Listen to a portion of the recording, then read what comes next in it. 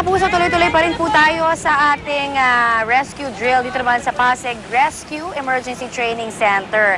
At ngayon po ay pag-uusapan natin ibang mga kailangang malaman natin at gawin kung sakali hong magkaroon tayo ng mga aksidente. Tulad, syempre, na mga pagkakabangga ng ating sasakyan, pag nahulog sa manhole, pagkagumuho ang ating building na kinatatayuan. Ayan, yan ho yung ilan lang sa mga ating pag-uusapan ngayon. Siyempre, kasama po natin ngayon si Mr. Romel Antinero, ang OIC ng Pasig City Search and Rescue. Good morning po sa inyo. Okay, unahin po natin, sir, no? Kapag may gumuhong gusali, ano ho ang dapat unang tandaan?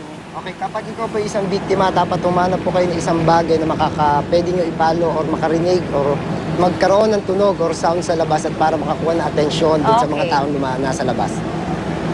Opo. Bukod doon, syempre, pagka gumuguho ang unang tendency, magtago daw sa ilalim ng mga void or mga open space na pwede pong at least safe po tayo. So sa amin naman po, sa part po namin, may ina-apply po kami tinatawag namin acronym na LAS. So pag sinabing LAS is locate, access, stabilize, and transmort. So yun po yung ina-apply namin kami mga taga-rescuer. Alright, so kailangan talaga na mabilis tayong mag-isip, ano, lalong-lalo na sa mga ganitong klase ng mga insidente o aksidente. Kapag may nahulog naman po sa manhole, ano ang unang-unang dapat gawin? Halimbawa, ako mismo ang nahulog. Hindi ko na alam paano ko i-rescue ang sarili ko, di ba? Ano yung una kong dapat gawin? So dapat po yan, sumigaw at magbigay atensyon, magbigay ng malakas na boses para at least makakuha ng atensyon sa mga naglalakad sa labas. So at least makatawag po na tinatawag natin ng mga responder na at least mabigyan tulong po. Or mga tinatawag natin na dapat tayo sa mga individual na tao, lagi tayo may hawak na whistle. Kasi may hirap kapag ikaw yung natatrap, isigaw ka na sigaw. So mauubusan po tayo ng power. So dapat may sounds ng whistle ay malaking bagay po na para makarinig. So dapat pala meron tayong baon-baon din para so lagi po dapat tayo meron po. It might come handy one day, sabi nga nila. Pero pagka ito naman, nabangga ang sasakyan, ano ang ating dapat gagawin? So dapat maki-operate lang po dapat po sa mga responder dahil alam naman po nila ang gagawin. Dahil kapag lumikot ka dahil ang konting fracture mo at additional movement, so nagkakaroon po tayo ng additional fracture. Okay. So yun po yung sistema natin doon.